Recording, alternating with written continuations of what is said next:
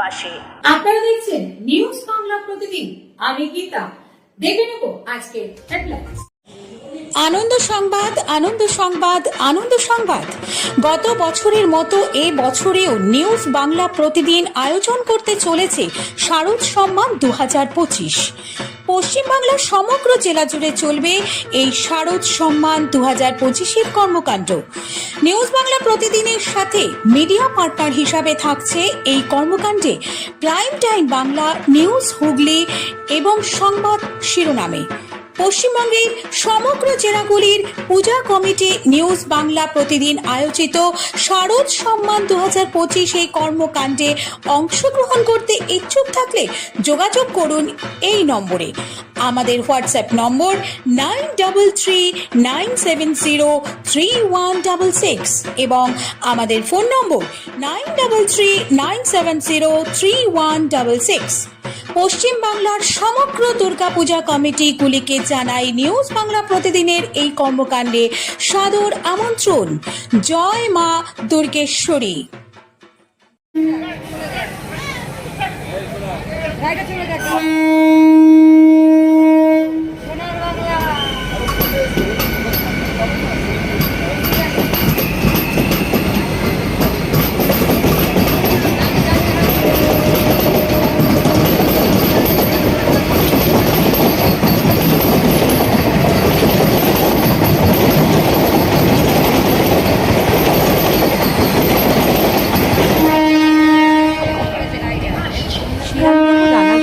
লোকালের সকল সোমবার থেকে উঠতে পারবেন যাত্রীরা।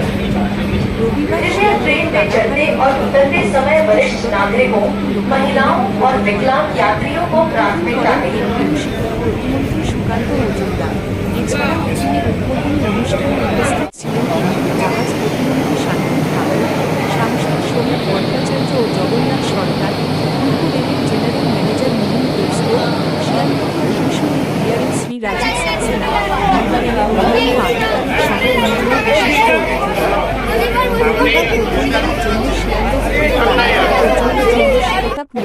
মন্ত্রণালয়, শ্রী জগন্নাথ সরকার মাননীয় সংসদ লোকসভা রানাঘাট, শ্রী শ্রমিক ভট্টাচার্য মাননীয় সংসদ রাজ্যসভা এবং প্রদেশ অধ্যক্ষ ভাজপা পশ্চিমবঙ্গ, শ্রী সুকান্ত মজুমদার কেন্দ্রীয় রাজ্যমন্ত্রী শিক্ষা তথা পূর্বোত্তর ক্ষেত্র বিকাশ। পরিষেবা পূর্বভারতের ইতিহাসে প্রথম। এই ট্রেন 1637 শিয়ালদহ রানাঘাট এসএমইউ যে স্পেশাল লোকাল করতে পারেন। এদিন তারই আজকে সরকার বলেন, শ্রমিক উদ্বোধন ভট্টাচার্য বলেন, জাহাজ মঞ্চে আমাদের মধ্যে উপস্থিত আছে শিক্ষা প্রতিমন্ত্রী Shri Sukanta Majumdar, honourable union minister for state of education development north east. আমাদের মধ্যে আছেন সম্মানীয় রাজ্যসভার সাংসদ শ্রী শ্রমিক ভট্টাচার্য মহাশয়, আমাদের মধ্যে আছেন সম্মানীয় সাংসদ শ্রী জগন্নাথ সরকার, আমাদের মধ্যে জেনারেল ম্যানেজার শ্রী মিলন দেওসুকরজি, আমাদের মধ্যে আছেন ডিআরএম শ্রী রাজীব সাক্সেনাজি, এছাড়াও আছেন আমাদের লোকাল কাউন্সিলর সজল দাস, সজল ঘোষ এবং বিভিন্ন অফিসিয়ালস, রেলের স্টাফ যারা আছেন সকলকে আমার পক্ষ থেকে ধন্যবাদ এবং নমস্কার জানাই। আজকের দিনটি অত্যন্ত একটা, আমি মনে করি রেলের, বিশেষ করে পশ্চিমবঙ্গে একটা স্বর্ণযুগ শুরু হলো। আমাদের রেলমন্ত্রী অশ্বিনী বৈষ্ণবজি তার ভাবনা চিন্তা সবসময়, তার আধুনিকতা, তার বুদ্ধি আজকে সারা ভারতবর্ষ নয় পৃথিবীর বুকে একটা স্থান করে নিয়েছে ভারতবর্ষের রেল ব্যবস্থা। তাই প্রথম আমার মনে হয়েছিল বছর দুয়েক আগে যে বোম্বের মানুষ যদি এসি লোকালে চড়তে পারে, পশ্চিমবঙ্গের মানুষ কেন এসি লোকালে চড়বে না? তাই আমি প্রথম দাবি জানিয়েছিলাম, যেমন একটি দাবি জানিয়েছিলাম বছর 5 আগে যে লেডিস স্পেশাল চলতে পারে, অবশ্যই চলা উচিত, মহিলারা তাদের আলাদা সেফটি নিয়ে চলা উচিত। ভারতবর্ষ কৃষি নির্ভর দেশ, তাই কৃষক স্পেশাল কেন চলবে না? 70% মানুষ কৃষি নির্ভর, তারা সাধারণ যাত্রী ভ্যান্ডার ক্যামেরা কামরাতে তাদের ব্যবস্থা হয় না বলে দরজার পাশে মাল নিয়ে দাঁড়িয়ে থাকে, অসুবিধা হয়। তাই কিছু দু একটি ট্রেন কৃষক স্পেশাল চালু করা হোক, এই দাবিটা যেমন রেলমন্ত্রী প্রধানমন্ত্রী মেনে নিয়েছেন, ঠিক তেমনি এসি লোকাল মেনে নেওয়াতে রানাঘাট পর্যন্ত দিয়েছে। আমি মনে করব এর আরও গতিপথ একটু বাড়ুক, অন্যদিকেও চলুক, শুধু রানাঘাটে চলবে কেন, অন্যান্য জায়গায় চলুক। যদি আপনারা সহযোগিতা করেন, জনতার প্রতি, রেল যাত্রীদের প্রতি আমার আবেদন, যদি আপনারা এখন থেকে যদি মান্থলি টিকিট কেটে নেন এসি লোকালে চড়ার জন্য, শান্তিপুর, কৃষ্ণনগর বিভিন্ন জায়গা থেকে, রানাঘাট থেকে চলবে ঠিকই, মার্কেট যদি থাকে সর্বত্র চলবে। এই লাইনে যারা ইচ্ছুক রানাঘাট থেকে যে কোনো জায়গায়, যে বিশেষ করে যে লোকালগুলোতে ব্যাপক পরিমাণে ভিড় হয়, সাধারণ যাত্রীরা যেভাবে যাতায়াত করে সেটা খুবই কষ্টসাধ্য। এই কষ্টকে মেটাবার জন্যে আমি ধন্যবাদ জানাবো ভারতবর্ষের মাননীয় প্রধানমন্ত্রীজিকে, ধন্যবাদ জানাবো ভারতবর্ষের মাননীয় রেলমন্ত্রী অশ্বিনী বৈষ্ণবজিকে, যারা সাধারণ মানুষের এই অবস্থাকে বুঝেছেন এবং তার সলিউশনের জন্য এই এসি লোকালের ব্যবস্থা করছে। আমাদের জগন্নাথদা খুবই সৌভাগ্যবান যে প্রথম শিয়ালদা রানাঘাট যে এসি লোকাল এটা শুরু হলো। আরও অনেক লোকাল আছে, যেমন বনগা লোকাল আছে, অন্যান্য এদিকে দক্ষিণের লোকালগুলো আছে যেখানে প্রচুর পরিমাণে ভিড় হয়। আমি চাইব ইস্টার্ন রেলওয়েজের সাইড থেকে এগুলোকেও লক্ষ্য করে বিশেষভাবে এর উপরে ধ্যান দিয়ে এখানে এসি লোকাল করা উচিত। তাতে সাধারণ যাত্রীদের যেমন ভিড় এড়িয়ে চলা এবং সাধারণ মানুষের যে নিত্য প্রয়োজনীয় নিত্য প্রতিদিনের যে যাতায়াত সেই ব্যবস্থাকে সুগম করে তোলার জন্য ইস্টার্ন রেলওয়েজকে আমি অসংখ্য ধন্যবাদ জানাই।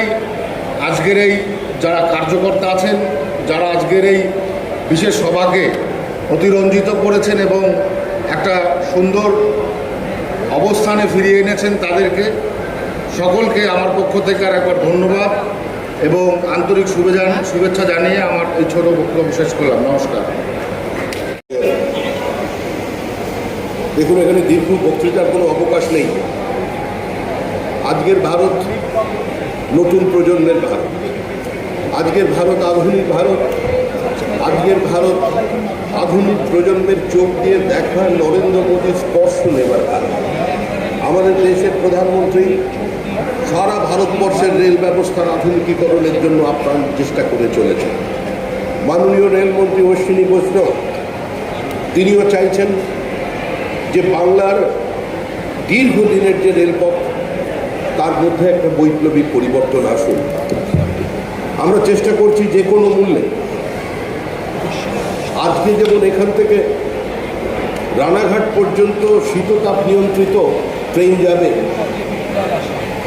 বনগাঁর পেট্রাপোল এবং বেনাপোল বর্ডারের মানুষদের দীর্ঘদিনের দাবি যে তীব্র যানজটের কারণে তাদের বাণিজ্যিক অসুবিধা হচ্ছে, তাদের প্রতিনিয়ত সেখানে যেতে হয়। আমার রেলমন্ত্রীর সঙ্গে কথা হয়েছে যে অতি দ্রুত সম্ভব কলকাতা বনগাঁর যাতে এই শীততাপ নিয়ন্ত্রিত আমাদের লোকাল ট্রেন চালু হয় সেটাকে সম্পূর্ণ করা। ধর্মতলা থেকে ইডেন গার্ডেন পর্যন্ত মেট্রো রেলকে বিস্তার করবার জন্য কয়েক মাস আগেই রেলওয়ে বোর্ড 10,000 কোটি টাকা বিনিয়োগের কথা বলেছেন। শুধু এই রেলপথ নয়, জমিজটের কারণে পশ্চিমবঙ্গের 43টা রেলের প্রকল্প আজকে বন্ধ আছে। আজকে আমাদের সকলের দেখা উচিত যে বিভাজন নয়, কোনো রাজনীতি নয়, বাংলার স্বার্থে, বাঙালির স্বার্থে, পশ্চিমবঙ্গের যোগাযোগ ব্যবস্থাকে উন্নত করার স্বার্থে এই পশ্চিমবঙ্গের যে প্রাচীনতম প্রতিষ্ঠান ভারতীয় রেল তার সাথে এই প্রকল্পগুলোকে দ্রুত বাস্তবায়িত করে। চিংড়িহাটার মোড়ে মেট্রো রেলের লাইন আজকে আটকে আছে শুধুমাত্র কিছু প্রশাসনিক জটিলতার কারণে। এই 43টা রেলের প্রজেক্ট যদি পশ্চিমবঙ্গে বাস্তবায়িত করা যায়, নিঃসন্দেহে আপনাদের জীবনের গতি বাড়বে। আমরা চাই, আবেদন করছি আজকে একটা কোনো সাংসদ হিসেবে নয়, কোনো রাজনৈতিক পরিচয় হিসেবে নয়, দৈনন্দিন যে জীবনযুদ্ধ, জীবন যন্ত্রণার মধ্যে দিয়ে এই রেলপথকে মানুষ একটা নিজের পাথর করে নিয়েছেন। দয়া করে এই রেলের স্বার্থে, দেশের স্বার্থে, দেশের অর্থনীতির স্বার্থে, পশ্চিমবঙ্গের রেলের উত্তরণের স্বার্থে আপনারা বিনা টিকিটে যাতায়াত করবার যে প্রবণতা আছে, এই যে বিনা টিকিটে চলে গেলাম, দয়া করে অন্তত আজকে যে রুটটা হচ্ছে, আমি কোনো রেলের জন্যই বলবো না, কিন্তু আজকে যে ব্যবস্থা তৈরি হচ্ছে, আমি হাত জোর করে সরকারের পক্ষ থেকে বলার অধিকার আমার নেই, কিন্তু একজন সাধারণ নাগরিক হিসেবে প্রত্যেকের কাছে অনুরোধ করছি যে দয়া করে একটু বিনা টিকিটে যাতায়াতের প্রবণতা মানুষ যাতে বন্ধ করে তার দিকে দেখুন। এটা যদি আমরা করতে পারি তাহলে আমরা একটা নয়, এখানে 15টা লাইনের ট্রেন চালাতে পারবো। আজকে আমাদের নিজস্ব বাঙালির আত্মমর্যাদার স্বার্থে, বাঙালির পরিচিতির স্বার্থে, অস্মিতার স্বার্থে আবার অনুরোধ করছি যেন বিনা টিকিটে যাতায়াত করবেন না, বিনা টিকিটে যাতায়াত করবেন না, বিনা টিকিটে যাতায়াত করবেন না। আজ আপনারা শিয়ালদা থেকে রানাঘাট দেখছেন, অচিরেই আপনি শিয়ালদা থেকে বনগা পর্যন্ত লোকাল ট্রেন দেখতে পাবেন না। কিন্তু যেভাবে মানুষ অভ্যস্ত আছে বনগার রুটের ট্রেনে চড়তে, যেভাবে রানাঘাটের রুটে, কৃষ্ণনগরের রুটে চড়তে, এই রেলপথকে যদি আরো দূরে টেনে নিয়ে যেতে চান, তার জন্য এই অভ্যাস বন্ধ করতে হবে। সবাই ভালো থাকবে।